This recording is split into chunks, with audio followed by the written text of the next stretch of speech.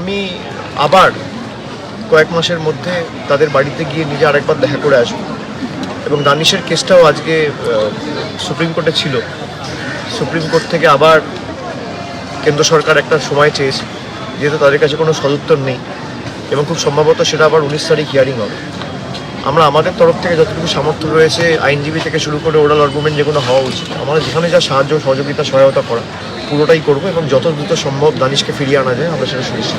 আপনার আবেগে চোখের জলের জবাব কেন্দ্রকে কীভাবে দেবেন? আপনাকে দেখতে পাচ্ছেন না যে আপনার চোখের জল বেরোচ্ছে না, এটা বুঝবেন, এটা তো কোনোদিন মানুষের সাথে মেশেনি, এটা তো দাঙ্গা করে বেসিক্যালি ক্ষমতায় এসছে। বিজেপি যে 11 বছর ধরে ক্ষমতায়, আজকে ধরুন এসআইআর এর ক্ষেত্রে আমি শুনছি অমর্ত্য সেনের মতো লোককে নোটিশ পাঠানো হচ্ছে। আপনি এর থেকে কী আশা করেন?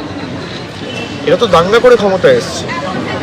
মমতা বন্দ্যোপাধ্যায় আন্দোলন করে লড়াই করে সিপিএমকে ক্ষমতাচ্যুত করেছে, পরবর্তীকালে 3 বার মুখ্যমন্ত্রী হয়েছে, একাধিক উন্নয়নমূলক প্রকল্প একের পর এক মানুষের দোরগোড়ায় পৌঁছে দিয়েছে। এর থেকে আশা করাই উচিত। এরা কোনোদিন বোঝে যে মায়ের চোখের জলের দাম কি? ভুগতে হবে। যারা বাংলার মানুষকে কষ্ট দিয়েছে, বাংলার 10 কোটি মানুষের কান্না বুঝা যাবে।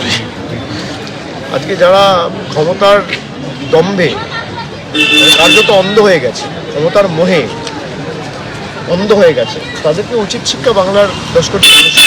অমর্ত্য সেন কেন্দ্রের বিরুদ্ধে কথা বলে বলেই কি অমর্ত্য সেনকে এরকম নোটিশ পাঠানো হয়েছে? মানে একটা সময় তার বাড়ি রীতিমতো তার সে তো আপনাদের মনে যখন এই প্রশ্ন উঠছে, আমি ভাববো নিশ্চয়ই এই প্রশ্নের কোনো যথার্থতা রয়েছে। অভিষেক বন্দ্যোপাধ্যায় কপ্টার বিতর্কের পর রামপুরহাটে যান এবং সেখানে গিয়ে একেবারে সরাসরি আক্রমণ করেন যে অমর্ত্য সেনকেও নোটিশ পাঠানো হয়েছে এসআইআর এর হিয়ারিং এর, এবং তাই নিয়ে আক্রমণ শানিয়েছেন অভিষেক বন্দ্যোপাধ্যায়। দেব মোহাম্মদ স্বামীকেও এসআইআর এর নোটিশ পাঠিয়েছে। রামপুরহাটের সভায় বিজেপি ও কমিশনকে কড়া আক্রমণ অভিষেক বন্দ্যোপাধ্যায়।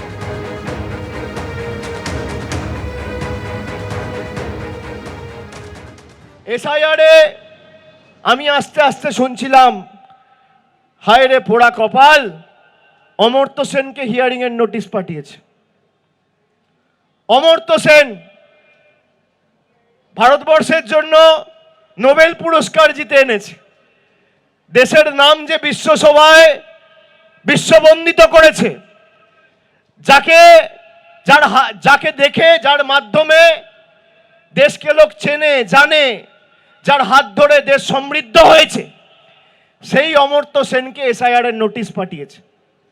কালকে দেখছি বাংলা সিনেমার উজ্জ্বলতম নক্ষত্র অভিনেতা দেব, তাকে হিয়ারিং নোটিশ পাঠিয়েছে।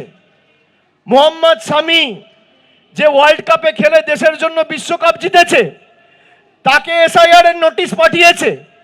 নোটিশ পাঠিয়ে আনম্যাপ করে দেওয়ার চক্রান্ত।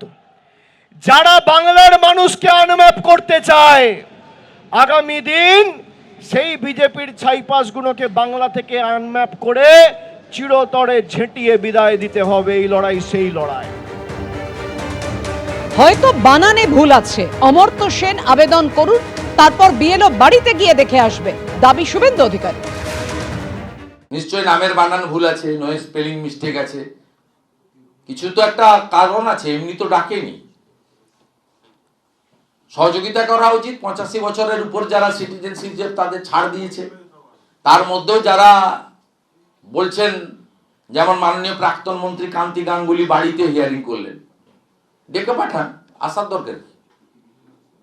ফোন করে বলুন আমি অসুস্থ, লোক পাঠিয়ে দেবে তো, বিএলও গিয়ে করে নিয়ে চলে আসবে। এবিপি আনন্দ, এগিয়ে থাকে, এগিয়ে রাখে।